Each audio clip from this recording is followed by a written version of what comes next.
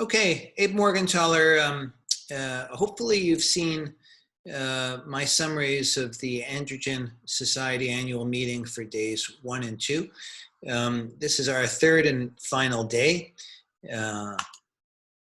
And in case you didn't see it, the Androgen Society is an international society that brings together urologists, endocrinologists, and all other fields interested in testosterone deficiency and its treatment. Membership is open to anyone related to medicine or medical research. And one of the great benefits of membership includes free access to educational resources, the most impressive of which, in my opinion, are that we've got lectures from many of the world's experts on all different topics related to testosterone therapy. It's just an incredible resource available to members only. The website is androgensociety.org, and our next meeting is in April 21st to 23rd in Orlando, Florida. Hopefully COVID won't be as much of an issue and we can hold that meeting in person. It'll be great to see everybody. So we started off on day 3 with a debate between Dr. Martin Miner from the US and Dr. Jean-Paul Deslapere from Singapore on what is the correct threshold for diagnosis of testosterone deficiency. Is it 300 nanograms per deciliter, which is the value used by the American Urologic Association and the FDA, or is it some other value? The Endocrine Society in the US has advocated a lower value of 264. The Europeans, such as the European Urology Association, uses a value of 12.1 nanomoles per liter, which is approximately 350 nanograms per deciliter. And of course, we have some experts who have published data saying that below 400 is adequate as long as somebody has symptoms. So the debate goes on, and I would just say that there's very little good data on what this threshold is. Certainly the lower a value, the more likely it is that somebody is going to respond to treatment. Dr. Deslapere then gave a presentation on his own on the role of active metabolites of testosterone in men, which are primarily dihydrotestosterone and estradiol. And he gave a fascinating presentation on brain development, the development of sort of masculine traits, if you will, psychological as well as physical. And here's some of his take-home messages. The male brain must be exposed to androgens during critical periods of development to acquire the structural and functional characteristics of the gender. And the deep impact of testosterone metabolism, estradiol, and DHT on male brain sexual differentiation has been thoroughly demonstrated in non-human mammals.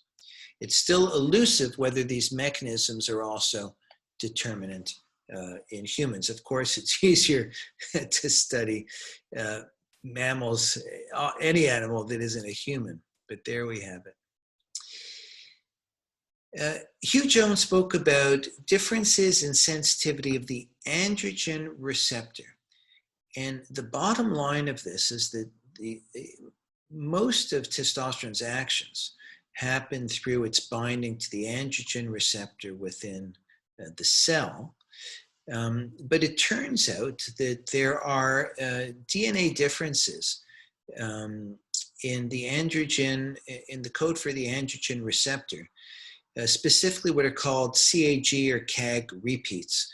And the number of repeats can influence the sensitivity of the androgen receptor and its impact. So that for any given testosterone level, a change in the sensitivity of the androgen receptor can, in an individual, can make that, let's say, a normal testosterone level actually exist as if it were low in that human being. So androgen receptor sensitivity is important for the male phenotype in healthy men.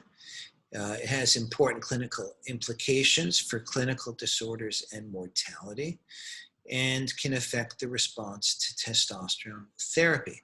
It's one of the variables that we tend to not think much about, but it has an impact. And one of the clinical questions we always ask is, why can we have somebody with a testosterone of 250 and another one with a testosterone of 450, and they may have the same symptoms, even though their testosterone levels are so different?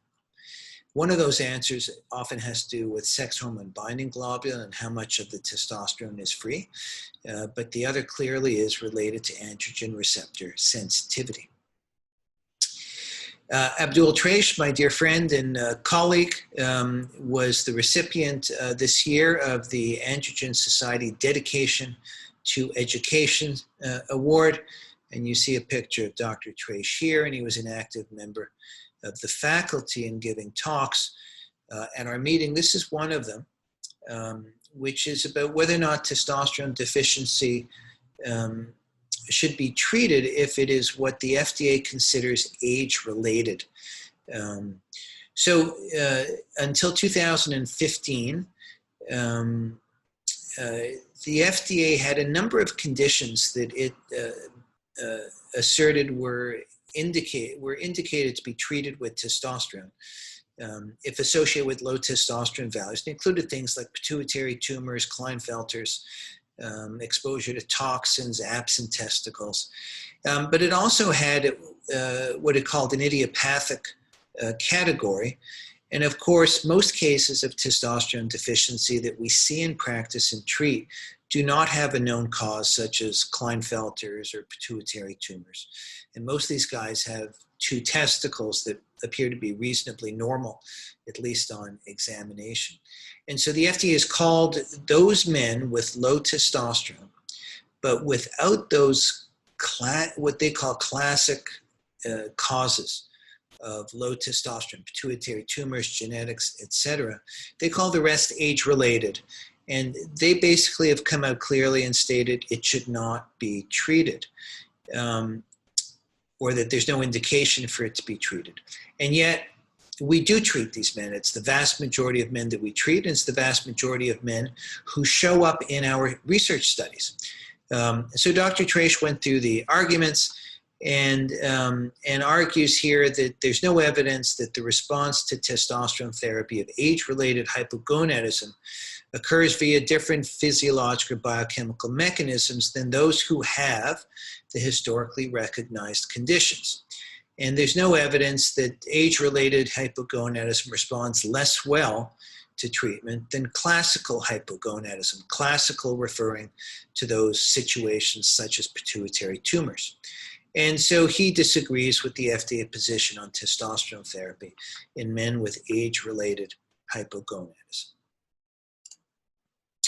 Dr. Miner from Brown University addressed mood, depression, and dementia. And just, I won't read through all of these, but there is evidence that testosterone therapy, if you look at the first bullet, may be associated with small improvements in depressive symptoms, especially in men with late onset depression. It is not a treatment, however, for major depression in men. We had a fascinating lecture by David Sullivan, formerly of the Massachusetts Eye and Ear Institute, on the effect of androgens on dry eyes. On dry eyes, I had no idea this was a thing, but it turns out that androgen deficiency is a significant risk factor for the development of dry eye disease. And dry eye disease, he explained, is the #1 cause for visits to ophthalmologists. Androgens, in other words, improve. So the dry eyes are associated with androgen deficiency, and some of the treatments may include testosterone ointments or drops. I don't know if they're drops. Testosterone administered in some way to the eye. One of the issues with one of the side effects of testosterone therapy that can be disconcerting to men is the development of gynecomastia. Hernani Roden from Porto Alegre in Brazil went through the management of this, how it happens, what to do. And he described some medical therapies such as aromatase inhibitors like anastrozole, anti-androgens, and of course there's surgical treatment as well with subcutaneous mastectomy or liposuction or lipectomy of the tissue around the breast area. We had a lively debate about whether testosterone therapy can or should be used as monotherapy for men who have ED and they have low testosterone. And the basis for this debate is that some have taken the position that testosterone doesn't do that much for erections. It's more about libido, and therefore forget about using testosterone.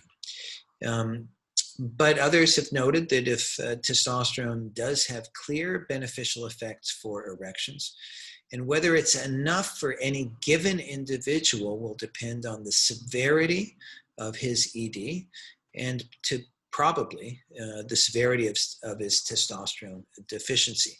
Alan Seftel and Omar Rahim did an excellent job of debating that topic. And then finally, I gave a keynote at this lecture, which I called Testosterone, Science, and Human Dignity.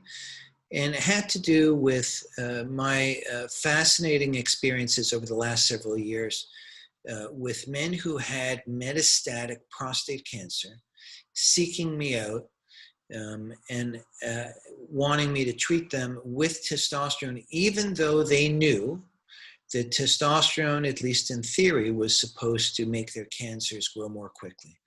And the concept, or what they said was that the way that they currently were living, either on androgen deprivation or without it, but with low testosterone, was just not a life that they thought was worth living, and that if they could have greater quality of life, they would favor that over a longer duration of life.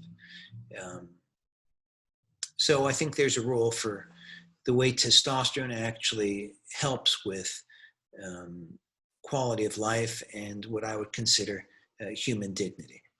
That's the end of this. It was an amazing meeting. I hope that for those of you who are watching this or have seen some of the other presentations I gave on our meeting for days 1 and 2, if this material interests you, and I hope it will,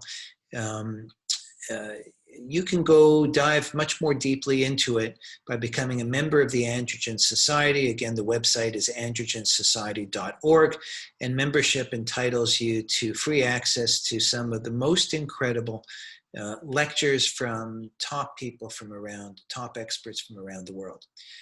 Thank you very much, and it's been a pleasure sharing all this information with you.